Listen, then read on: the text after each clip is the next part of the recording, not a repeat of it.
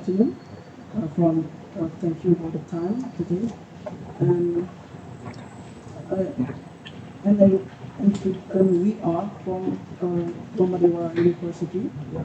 We want to interview with GFAB Architect. And the first question is, how long does it take an architect to design work? Okay, right, so we're starting. It varies from project to project, depending on the size of the project. Generally, we ask for 2 to 3 months to prepare a concept, yeah?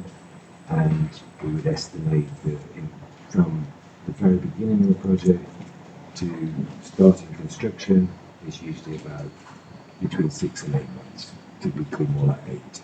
Okay, so and then it's the construction period to finish it, right? So, which is again generally for a house you'd be looking at 12 to 14 months. 12 sampai 14 bulan untuk selesai rumah. Bisa untuk proyek yang lebih besar seperti ini, paling 18 bulan untuk konstruksi aja. And other seconds, do architect have idols that inspire architect in designing their works? I think not really. I think what we tend to draw, or I should have said, tend to draw inspiration from everywhere I can. So it's not one thing, I like looking at this, or I'm just into nature, or blah, blah, blah. Traditional architecture can sometimes they've got good solutions to ventilation, for example, quite often. The big thing that really drives us when we're starting and designing a project is the location of the site. So we want to know, okay, what's the view like over here? Where's the wind coming from? Where's the sun coming from? Those kind of things. That will lead us more than anything else to how we design the building. Yes, what is architectural frame founded? 1999. Yes, just at the end of the century. We started with maybe 4-5 orang di garasi rumah saya, yeah, sort of thing, working from home, literally. And waktu mulai kantornya, semua proyek di Australia, ya.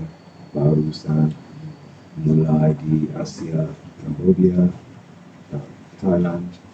Okay. How many works have the architectural brewery produced?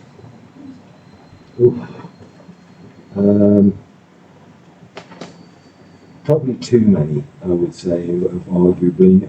But I think what you guys as young architects have got to realise is that a tremendous amount of what you do doesn't get built.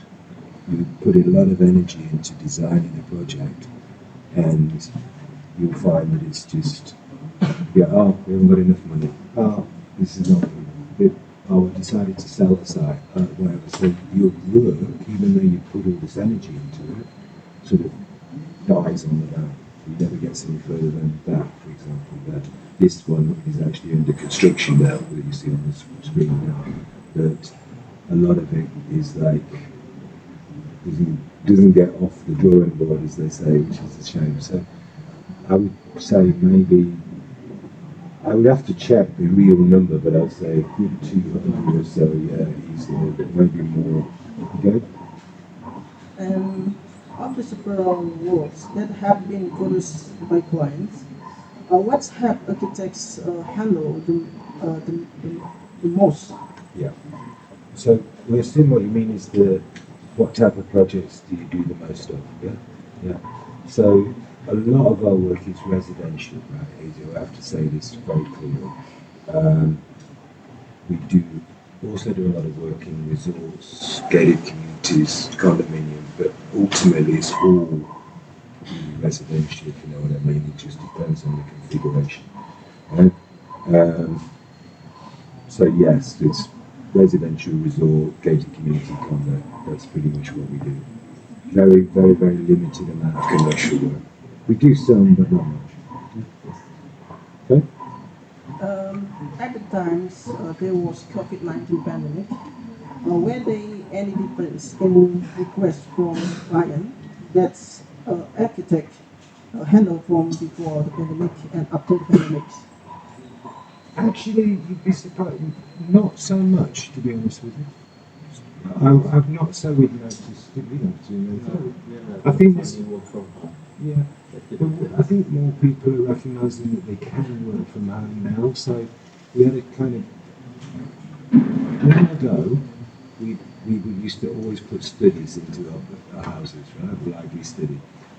That sort of faded off before COVID. Now it's come back a bit, right? Because people recognise this ability to work from home or work remotely. So yes, that's. But other than that, not as much as you'd think, actually. To be honest with you. Okay? My favourite one. Which projects in your portfolio or are you most proud of? So none in particular. Yeah, if I'm really honest with you, I mean, the thing is about when you're designing projects, they're all your favourites at the time you're doing them, and then after a while, you gradually fade into being someone else's home or someone else's resort. And so, you generally, I guess it's a bit like having, you know, children or something. They grow up and then eventually they leave the house. You know what I mean? And that's the way kind of I think of it, really. Yeah, so non-particularly, I would say the answer is that. What other architecture or magazine do you need? Do I read? What architecture other magazines do I read? Well, very few, to be honest with you. I don't spend a lot of time with the architecture magazines. I read a lot, but not those kind of magazine things. We used to get a magazine called Detail from Europe. It was Swiss or German or something. But they don't produce it in this part of the world anymore, so we don't get it anymore. Yeah? So, not many, honestly. Okay. Do you have experience in working with different materials uh, such as metal? Yes, is the answer to that question. I mean, most of our buildings contain a selection of materials, whether it's timber, whether it's steel, concrete. I mean, you probably see that a lot of our buildings are kind of concrete generated, essentially the structure, and then you guys put into it. I mean, basically, these are the materials you build buildings out of, so we've had our experience with all of them. Really. How long have you been in architect? Next year, it'll be 30 years. Yeah. Tell me about time when you, like an architect, overcome obstacles while working on a design. What did you learn from the process? I think it's fair to say that every project's got obstacles and roadblocks in it that you have to overcome them, and that's part of the design process. You're using design to overcome problems like that. Right? We do have problems with building permits, with clients being difficult sometimes, with other consultants, but we usually manage to push through these things because that's what you've got to do. It's part of the job, basically. So don't expect an obstacle-free career because you won't get one, unfortunately. You know? What are the latest trends in architecture and how, how have they uh, influenced your evaluation? Again, gosh, I hate to be difficult here, but I don't really know.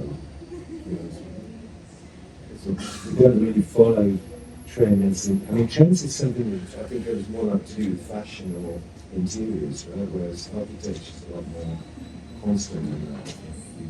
It's got a longer shelf life, so to speak. Right? So, yeah. And there are things that now are fashionable, I suppose, to see, like planting on buildings and stuff like that. That we do in since the beginning, so it's not like a new thing for us, it's just always been there. So to that extent, I don't think much, really, to be honest with you. I don't really tell you. We don't really follow trends. We just do our work, and if people like it, that's great. You know, if they don't, then they don't have it. You know what I mean? It's simple as that. Okay? What responsibilities did you have in your previous architecture position? Sure. Okay, so to be clear, I came to Bali working on the Four Seasons site, right? And do you know that one in the book? Yeah? Okay, so that's what brought me to Indonesia. I started work on that project straight out of postgraduate school in 1994 and finished the building in 1998.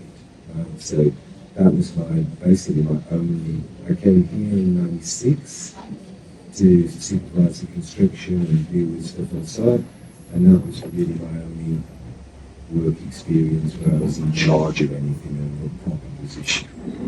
We all do like the junior position when we're like really just graduated, undergraduate. That's what happens in the UK. I bypassed that. It was just a recession that year, so I went straight through into postgraduate.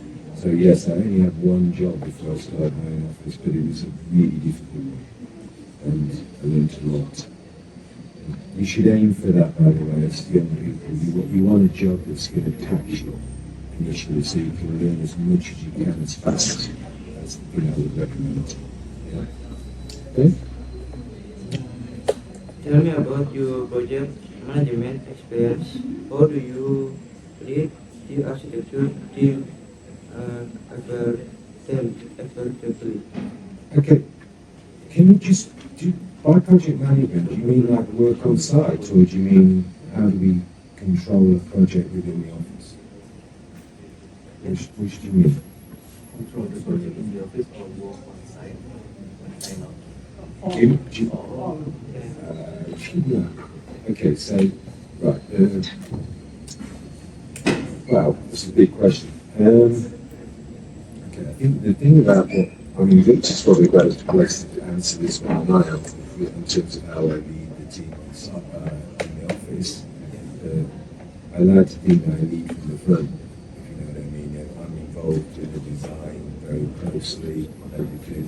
I have regular meetings with my senior staff, and then they control the people below them. So it's very much a hierarchy in the sense of like, you know, there are senior architects and there are normal architects. Oh, you're getting a bit confusing over there. Let's do it. Is it broken? Yeah, and then when it comes to sure, I mean, I've got a bit of a facetious answer in here, but it's like clients and consultants. You can't live with them and you can't live without them. But, you know, they can be most of the problems we have are. We don't really have them. I don't think we really have. I'm not sure. What is it you think this might be going on here? Because I don't really have an answer. You know, the problems you get is like, if, for example, the client's been difficult, or going through the building permit's difficult, or you've got some client's representative not giving you the right amount of information, or you've got consulting that's particularly slow or stupid, right? Because you've not chosen the consultant yourself. That's typically what happens with us. But apart from that, I don't think we really see problems, do we? Structure in MEP can sometimes be a bit difficult, but it can be fixed. It's part of the job. So, yeah, we've just. I'm not really sure what you expected us to have the problem with. That's not what I'm really bothered about. You know what I mean? Like, so maybe I'm missing the point of the question. Okay. Carry on. Get ahead of myself. Tell me how you come with a designs, or what's your process? Okay, so we're not doing the other one. Okay. What is your process? Goodness me. I think we can say for me, design's not a linear thing. Right? We don't sort of start with one point and go click, click, click, click, click, and we end up at the end of it. It's often jumping back and forth. And sometimes something will go, for example, to look at a project site, and an idea will, oh, well, that's just a single idea that, okay, I think this is all about capturing this view and having the feeling of looking down the valley or whatever. Right? And then you basically test your ideas, I guess, against these original pieces, and usually until it's broken. You know, like, okay, that doesn't work. But you start off with something, it's a bit like that kind of idea. I don't know whether you had this when you were at school, but we all used to do art at the same time. You know, didn't matter whether you good at it or bad at it. And you'd get the guys and girls who'd sit there and they'd be a blank piece of paper. Right? And you see, when I used to teach architecture, we saw this was a problem for a lot of people, that they couldn't get past the blank piece of paper, especially the weaker ones. So to find a way of removing the blank paper, right, and starting with something, whether it's hypothesis, thesis, whatever you want to call it, to say, okay, I think this should be about this, and then you get a conclusion. Actually, it's not that. As things work through, and you start with something that avoids that. You don't have to do anything. You know what I mean? The brief's important. Right? Being one of the things that you absolutely need to get your head around is you need a clear brief from the client, and you need to know what it is you're doing. Right? Not having pieced together later. Right? Because you know, this is your. Without that, without clear brief, I think you're lost because you can. Someone comes in, the worst thing that can happen, I believe this as well, is someone walks in the office and says, I don't really care, do whatever you like. Because that's where you start. You know what I mean? You need constraints. You need to have, you know, besides having this big or that big, this is what they want big bedroom, big. Otherwise, you can start anywhere and you're never going anywhere. We have had people do that as well, by the way. They've come in and said, oh, you know, just do what you think is a good idea. And how much money you want to spend? How much do you like this? Well, you need something to work with. You know what I mean? And the constraints are good. Good? Right? And how do you solve math problem by instance? Tell me about a time when you solve problem like this. Again, I struggle with the question because I don't really understand what it is you're asking about. Because, okay, like, everything is based upon math, right? We can only do physics, maths, whatever you want to call it. But in terms of solving design problems with it, I don't think we kind of do that sort of architecture, do we? I mean, it's like you have to see, you know, sometimes when you see these things, like particularly Fosters or someone like that, they'll generate a roof using a particular form of mathematics or something like that. They're quite engineering based. But I think for us, it's not really that way, is it? You will have things where, for example, if you do cantilevers, you're going to have to accept that you're going to have to find a solution to get this thing to the roof. The most important thing is that you are clear and control about what it is you want the final thing to do. Otherwise, you run away from it. So when the concept stage, you know, you could take this building, you just example, we know that we want a thin edge on the slabs, right? Now, if the cantilever is too much, we can accept that we're going to have some kind of angle in the thing. Instead of thin at this end and fat at the end, like to the building. Right? So that kind of thing, but that's the kind of linear math, really, isn't it? You know what I mean? It's not really. I don't think we're using math in a way maybe you think we are.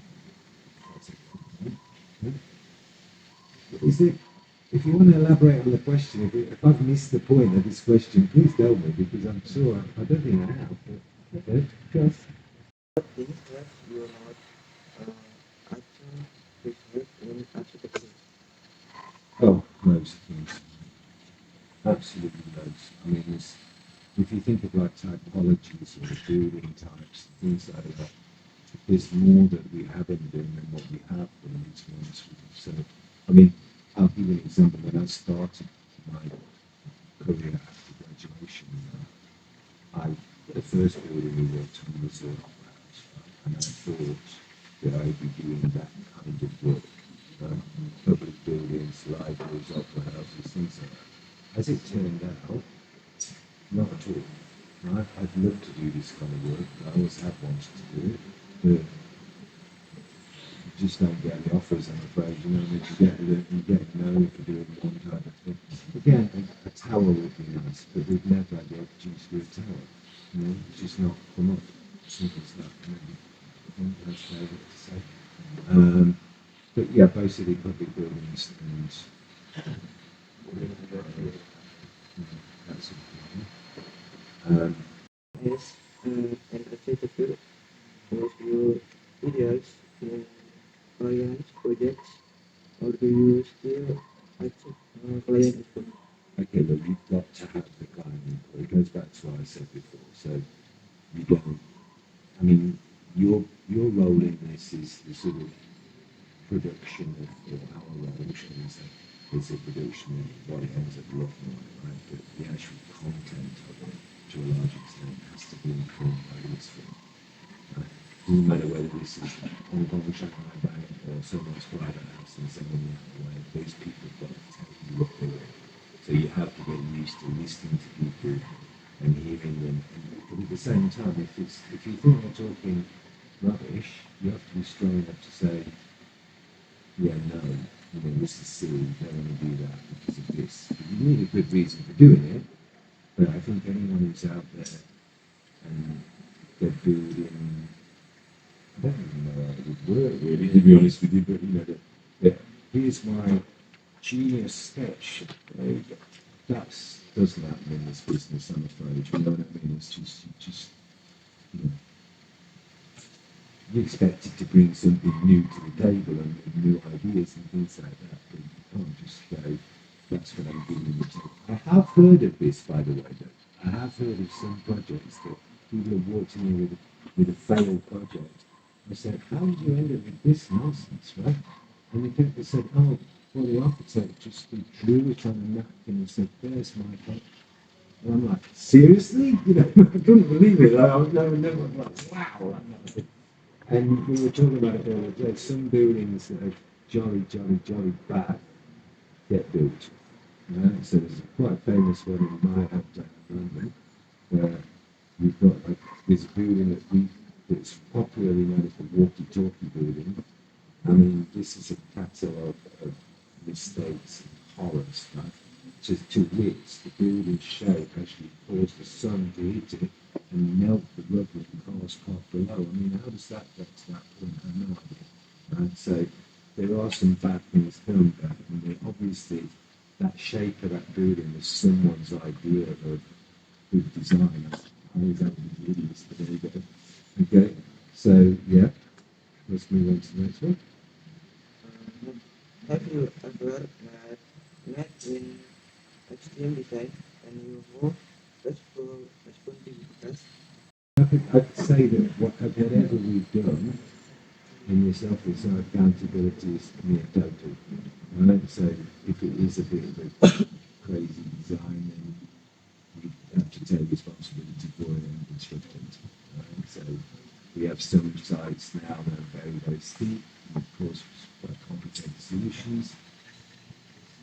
But not really. I mean, I think the key thing is whatever you do, you've got to be sure that you can realise it. Right?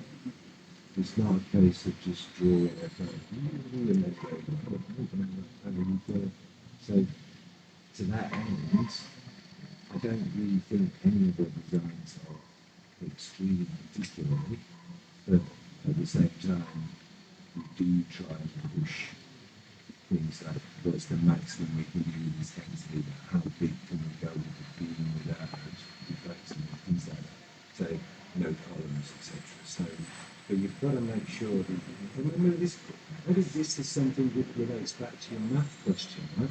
You know, but perhaps, right? So something we do quite a lot of is very big spans in buildings, right? And we typically will use something like a Berendier truss buried within the building's form to achieve the columnar space underneath, right? So we're tricking the building into like the whole floor level effectively becomes a beam, right? You see what I mean? So it's got the whole seen the Bridges Island Four Seasons, right? That's a beer and beer trust.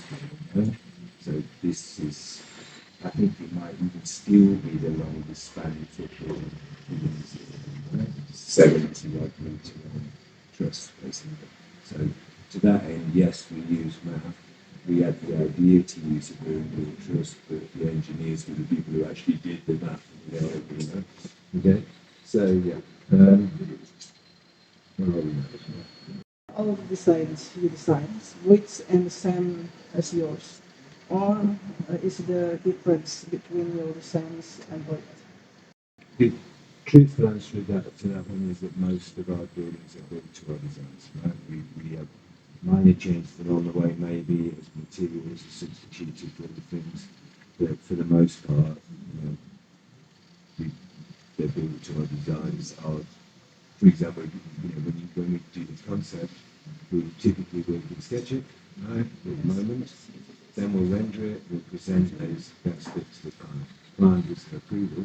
We use that exact model to base all our production drawings on. So we can say, by and large, to our clients, you follow the drawings, you're going to get exactly what you see in the picture. Right? So to that end, we don't really have that much changes along the way.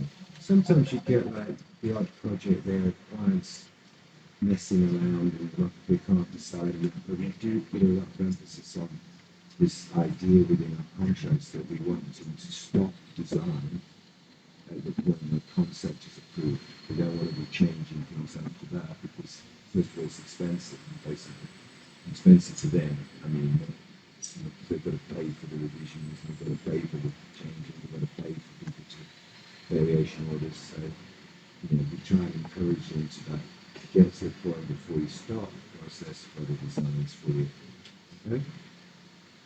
Does science architect have to a special style in designing buildings? I think the answer to that is a resounding no, although I would also say that all of us have a kind of underlying sensibility and approach to design. Right? So it tends to be a signature to your work as an architect. Right? You could call this a style to a certain extent. I think something for us is something you can usually tell it's a building designed by us as opposed to another architect. Right? So there must be some kind of style. That said, I think this is something that's kind of organic and grows out. There are obviously architects out there where no two buildings look the same. There are other architects that have that kind of commercial type operation, if you like, where you come in and you say, oh, well, I want a post-modern building, or I want a Georgian building, or I want an old-fashioned building, whatever, a Bali-style building, a moderate building. But, there are a lot of big, particularly the big commercial firms like Kunjungan, they've got a department that can offer you whatever you want, right? Whereas a more boutique type practice like this is design based, you tend to get the style of the practice that you want to want to do from Then the science architect needs reference in construction, a building from his own imagination.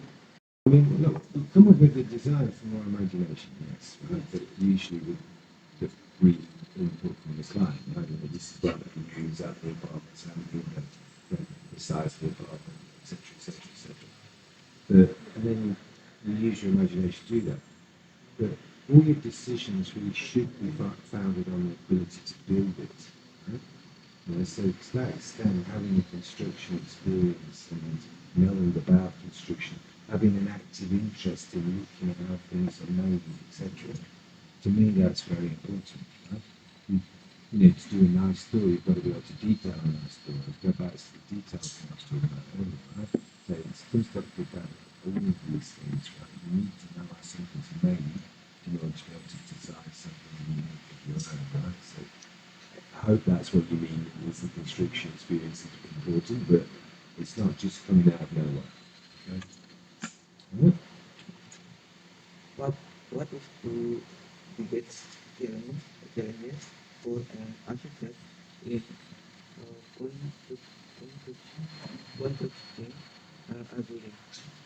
Okay, I think the biggest challenge is to make sure that the design intent is followed by other consultants and the contractor, right? So you don't end up with the contractor making decisions because it's easier for him or because of, you know what I mean? A lot of people don't spend enough time on coordination, in my opinion, which with the other consultants.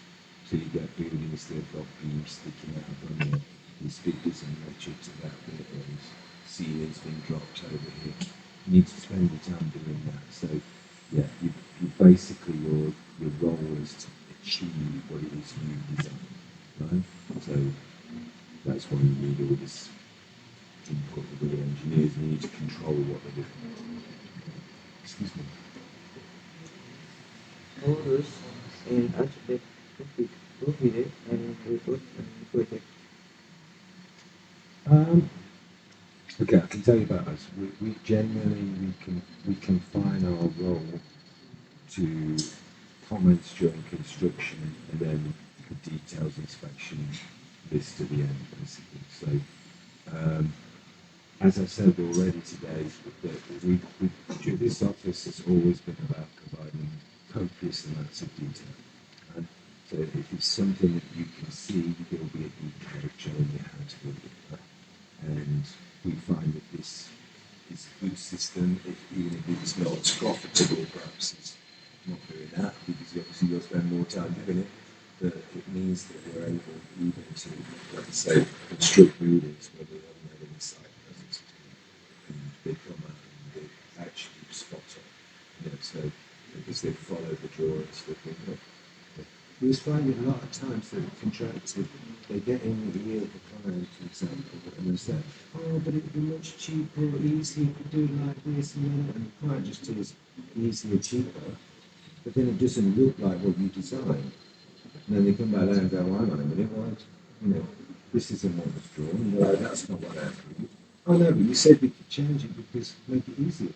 So you've got to control them from doing that because they tend to do this in the long. There's a very famous story about Frank Lloyd Wright, for example, right? Where he's doing Falling Water. He designed it with all those cantilever things, which you know Falling Water? Does anyone know this building? Frank Lloyd Wright, Falling Water? Yeah? So the story goes that Frank Lloyd Wright designed this cantilever structure. It steels in what looks like concrete now, but it's got these eye sections to inside. And the engineers that were employed by the owner, right, said, oh no, it's not going to work, it's not going to work. We need to put walls in here, right? So we built extra walls that killed the cantilever image, right? And Frank Lloyd Wright went to his site architect and said, take the top course and stone out, right? And so out comes the very top of the wall underneath the ventilator.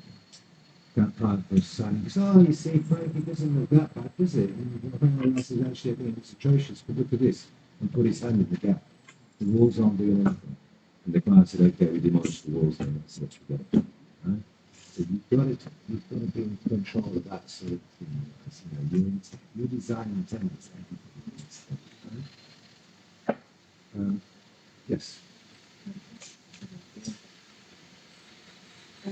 What are the advantages of using the service of an architect, and interesting about them? I guess that would depend on which architect you chose. I think again, our job is to do the detail and the thing that makes it look that much better than if you just had a contractor do it, for example. Right? With training and design, we want to make beautiful things, etc. Right? I think that's your primary advantage. If you're employing a professional person who only does this work, so having an engineer, what's the point of an engineer? Well, you need that, right? The architect, quite often people think they can do it without it. Or you hear a lot of stories, I do, oh yeah, we just told the architect what to draw and he drew it, and it's like, well, more fool you because you probably missed out on something truly special. Okay? So I think the advantages are that you're going to get better products by much. an architect is more likely to put ideas concepts and design on paper. The question is whether architects should use a media design something. I think the tendency, as you say, is we tend to sketch, right? But it's just a very fast and efficient way of doing it because, this is tied directly to your brain, right? You know what I mean? Your dexterity allows you to do this. And by and large, my experience, everyone who does this job actually grew up enjoying drawing. They like super gamba, whatever, you know what I mean? So that tends to be our way of communicating. In terms of whether you could use other mediums to do this, of course. I think this doesn't have to be drawings necessarily. You could, I mean, at your stage, for example, I was using light to create my projects, right? So I was literally drawing with light, but I'm then doing this. We used to run an exercise when we were teaching that we called form to program. And it was like we'd get them to cut up, collage stuff, make some collage and stuff like that, then draw around it. Say, okay, it's going to be a sports building, fill it, and then got, like I said, got them past that white sheet of paper. Speed exercise, right, to get you moving and brain moving quickly. So I don't think you need to work with paper and pen and pencil, but I think it's common. Everyone kind of does it still, right? It's very fast and efficient. As soon as you get past that initial stages, though, again, you probably, especially nowadays, people, including us, will quickly move into models and things like that. As soon as we've got the basis of, yeah, that's going there, this is going there, that one, I've done a few sketches here and right, move into modeling. Yeah? So, yeah. And the last questions.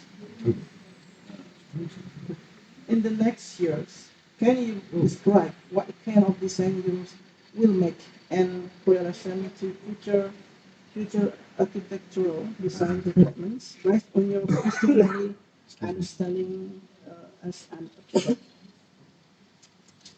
I honestly don't think I can. Right? I mean, I think we've got the next 10 years. I don't know whether there'll be that radical change in the direction of our work, and I don't see it moving. I don't think so. I mean, if we look back 10 years before, then you can still see the same DNA in the design, if you like. Right? So I don't think we're going to be changing that very quickly. I think what the kind of programs we use for coordination, the extent of that, computer programs definitely will change because they have changed radically. Right? Maybe some materials you get, you notice, for example, during my career, things like ceramics have got better and better and better, glass better and better, right? So what can you do now? But in terms of whether it's going to produce a dramatically different form to the design, I doubt it. I think it's still going to be, you're still going to want rooms with 3 meter ceiling heights or whatever it is, you know what I mean? It's going to be this kind of, you've only got to look back at some of these predictions from the past, the house of the future and stuff like that, where we thought it was going and it never went to. You know what I mean? You just didn't go anywhere near it, and you're still walking around like we're in 2000 Space Odyssey. And in actual fact, it was nothing like that it turned out. So I don't think not a lot. No, this was one of the ones I was hoping you wouldn't get to, but no, because I don't really think. All right. Thank you for Thank you the very time. much. So we are Very happy to see you all.